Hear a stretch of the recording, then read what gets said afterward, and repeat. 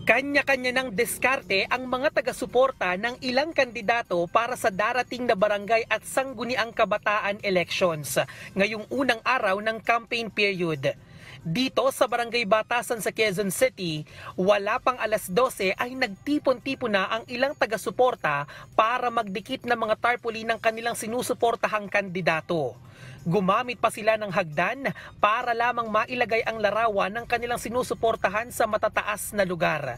Ayon sa kanila, sumusunod naman daw sila sa mga panuntunan na ipinatutupad ng COMELEC. Pag-iingat din, magpaalam sa may-ari ng bahay bago magkabit ng mga tarpaulin.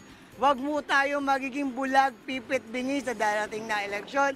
Hayaan po natin tayong sarili mismo nating magdesisyon para sa ating kinabukasan. Hindi rin nagpahuli sa unang araw ng campaign period ang mga taga-Bagong Baryo sa Caloocan City na maaga ring nagdikit ng mga tarpaulin bilang suporta sa kanilang mga manok para sa eleksyon.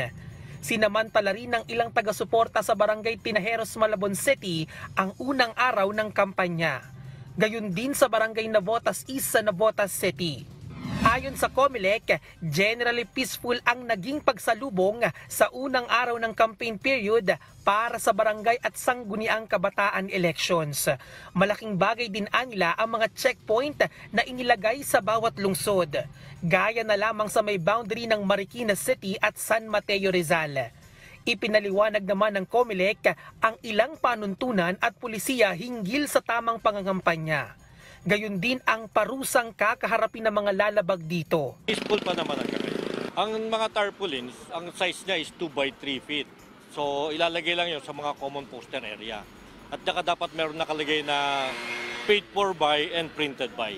So yung mga pamphlets naman, ganun din. Dapat meron din yung mga paid for by and printed by.